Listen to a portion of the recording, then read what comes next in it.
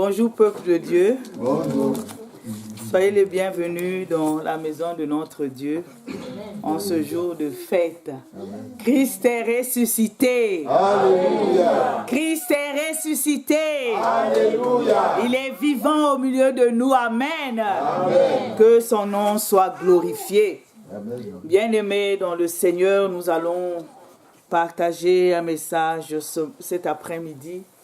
Nous allons lire dans le livre de Luc, chapitre 9, et versets 59 à 62.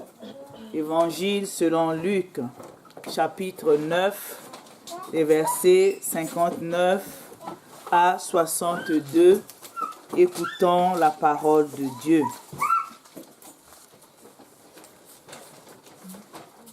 Luc 9, 59 à 62. Je lis la parole de Dieu au nom de Jésus-Christ. Amen. Il dit à un autre, suis-moi. Et il répondit, Seigneur, permets-moi d'aller d'abord ensevelir mon père.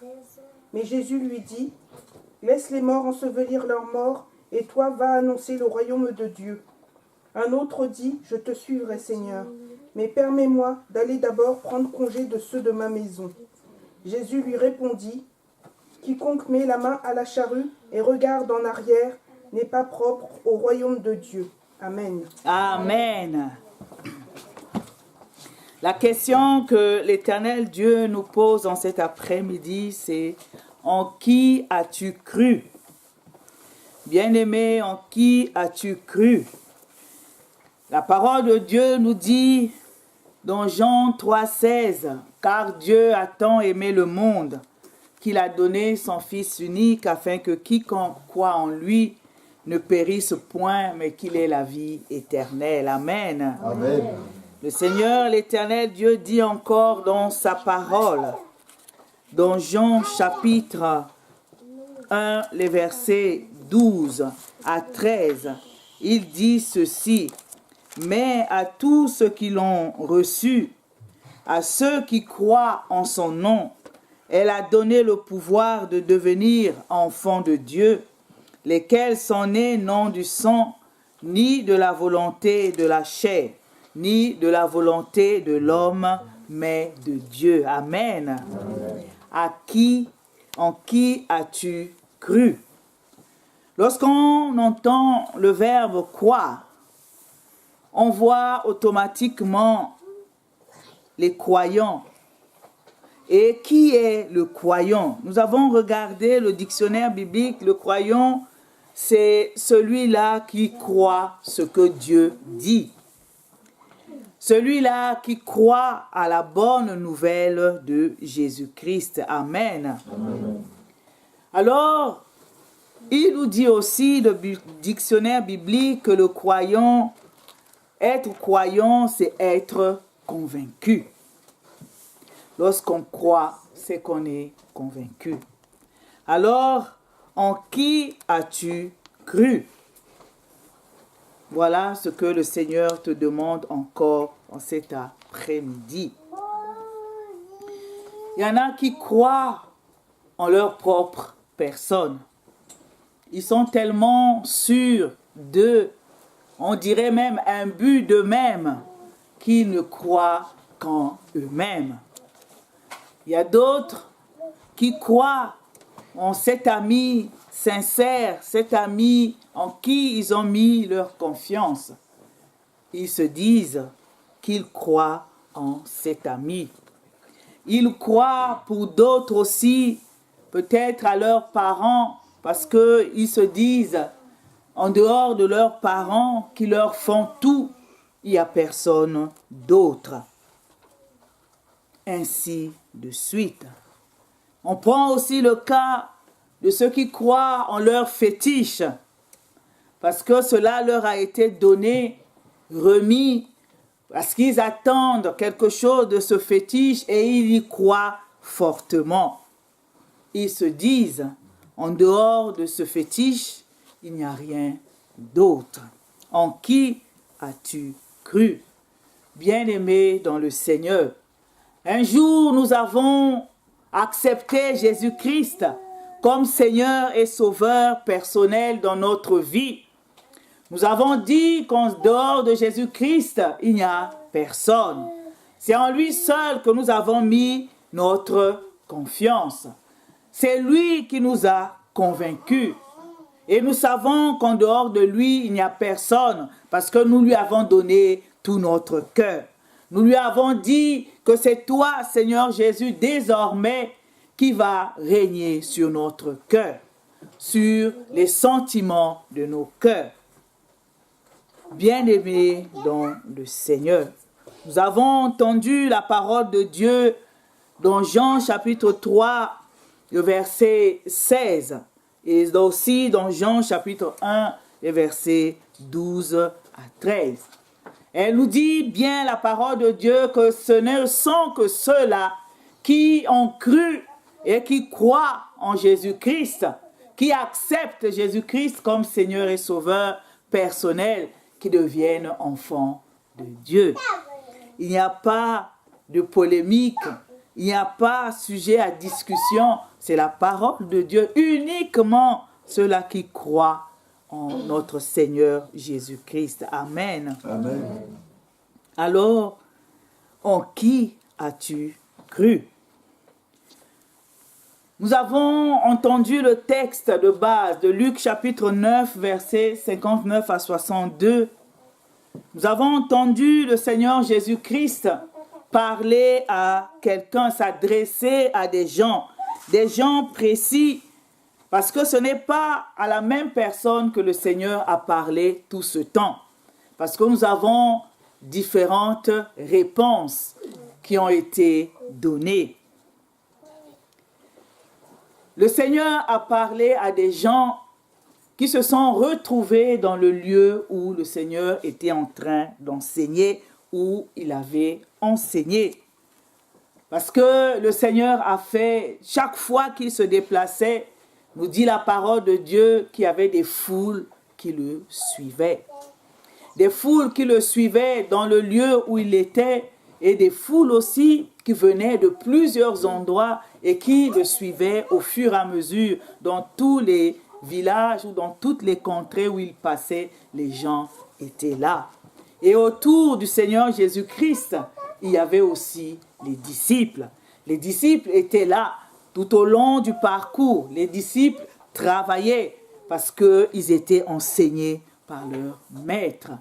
Et dans tout ce qu'ils faisaient, les gens voyaient. Les gens regardaient ce que le Seigneur Jésus faisait, ce que ses disciples aussi faisaient. Et ils se sont certainement dit que ça fait du bien. Déjà au loin, nous voyons tout ce que le Seigneur fait. Alors, qu'est-ce que ça ferait d'être plus proche de lui, d'être au contact du Seigneur?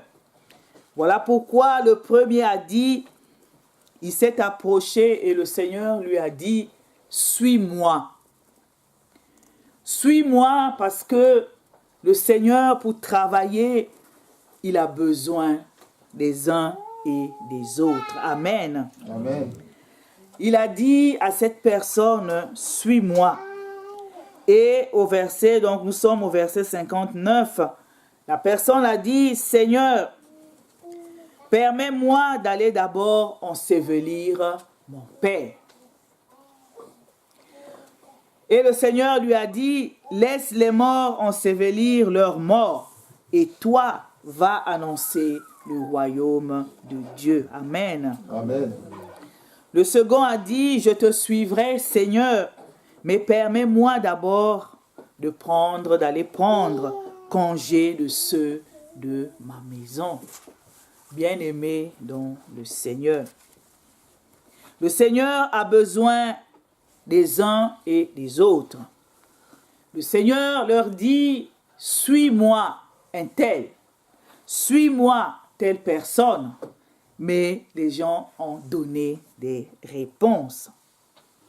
Les gens ont donné des prétextes bien-aimés dans le Seigneur. Il répondit le premier, permets-moi d'aller d'abord ensevelir mon père.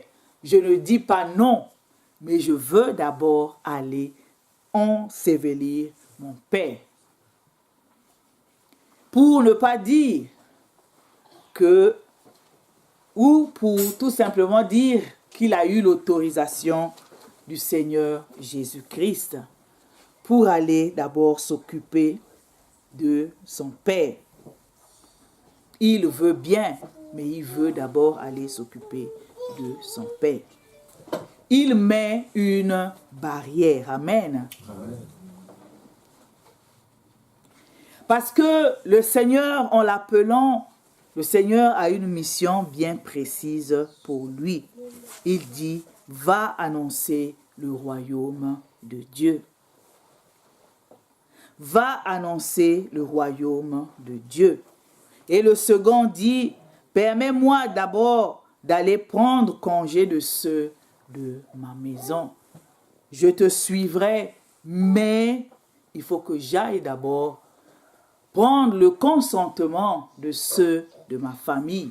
Il faut que j'aille d'abord rendre compte à ceux de ma famille. Est-ce qu'ils sont d'accord pour que je vienne œuvrer avec toi?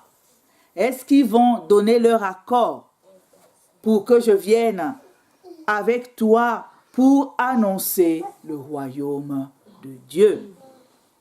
Bien-aimés dans le Seigneur. Que ce soit l'un, que ce soit l'autre, tous les deux dépendaient de ce que diront les gens de leur maison. Est-ce qu'ils auront l'assentiment des gens de leur maison? Ces derniers diront peut-être, qu'y a-t-il à gagner à servir le Seigneur? C'est une perte de temps. Il n'y a aucune récompense. Tous ceux qui servent le Seigneur, est-ce qu'ils sont riches? Non. Ils vont le décourager. Voilà pourquoi le Seigneur dit, quiconque met la main à la charrue et regarde en arrière n'est pas propre pour le royaume de Dieu.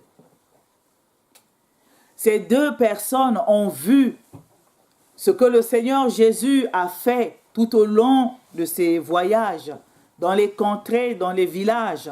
Pourquoi ont-ils suivi le Seigneur? Pourquoi se sont-ils retrouvés dans le nombre de ceux qui étaient là? Est-ce que c'était pour admirer parce qu'ils avaient entendu que le Seigneur faisait des miracles? Est-ce que c'était parce qu'ils avaient mangé du pain? Parce que lorsqu'on remonte au verset, toujours dans le chapitre 9, on voit que le Seigneur Jésus avait nourri beaucoup de personnes. Est-ce que c'est parce qu'ils avaient mangé le pain et le poisson qu'ils se sont dit, tous les jours, ça serait la fête. Tous les jours, ce serait comme ça. Sans prendre, bien-aimés, la mesure de la tâche. Amen. Amen. Lorsqu'on accepte d'œuvrer pour le Seigneur, on ne doit pas s'attendre à ce que tous les jours, les choses soient roses. Bien-aimés dans le Seigneur, ce n'est pas possible. Déjà, le fait d'accepter Jésus-Christ comme Seigneur et Sauveur personnel, beaucoup dans leur famille ont rencontré des obstacles. Beaucoup dans leur entourage ont rencontré des oppositions. L'opposition, bien-aimée, peut venir du diable déjà, parce que lorsque l'on accepte Jésus-Christ comme Seigneur et Sauveur personnel, on passe de la mort à la vie. Amen. Amen. Lorsque Jésus-Christ est dans le cœur de la personne qu'il accepte comme Seigneur et Sauveur personnel, cette personne passe des ténèbres à la lumière. Et ça, le diable n'est pas content. Il va tout faire pour décourager la personne. Et ceux qui travaillent, les agents du diable, feront la même chose. Ils vont se lever, ils vont s'opposer, quel que soit le lieu où ils seront. Est-ce qu'ils seront dans la famille? Est-ce qu'ils seront au milieu des amis? Est-ce qu'ils seront dans le lieu de travail? Quel que soit le lieu où ils seront, ils vont s'opposer. Mais le Seigneur a dit, suis-moi. Suis-moi, bien-aimé dans le Seigneur. En qui as-tu cru, a dit l'Éternel des armées au début, en répondant à cette question, bien-aimé dans le Seigneur, tu te positionnes de quel côté es-tu? Tu as cru en Jésus-Christ, le Fils de Dieu. Quels que soient les découragements, ceux qui diront, qu'y a-t-il à gagner à servir Dieu? Qu'est-ce que l'on gagne, bien-aimé? On gagne un trésor qui ne connaît pas la rouille. Amen. On gagne la vie éternelle. Amen. On gagne la protection de Dieu. Amen. On gagne, bien-aimé, toutes les bénédictions dont parle l'Éternel, notre Dieu, ces bénédictions qui ne s'accompagnent d'aucun chagrin. Voilà pourquoi cela ne sert à rien de mettre soi-même des barrières. Suis-moi, dit le Seigneur Jésus-Christ. Seigneur, permets-moi.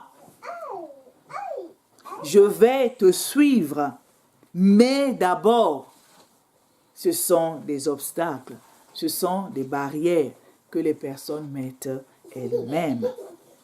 Mais le Seigneur est vivant. Amen. Amen.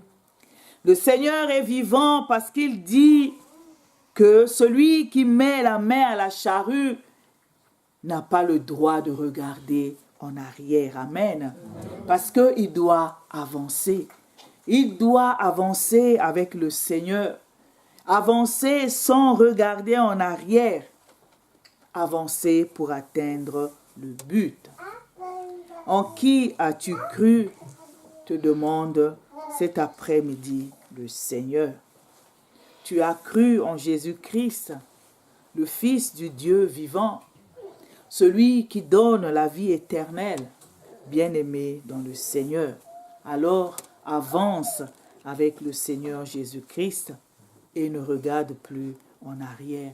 Sinon, tu n'es pas propre au royaume de Dieu. En qui as-tu cru? Que l'Éternel bénisse sa parole dans nos cœurs. Amen. Amen.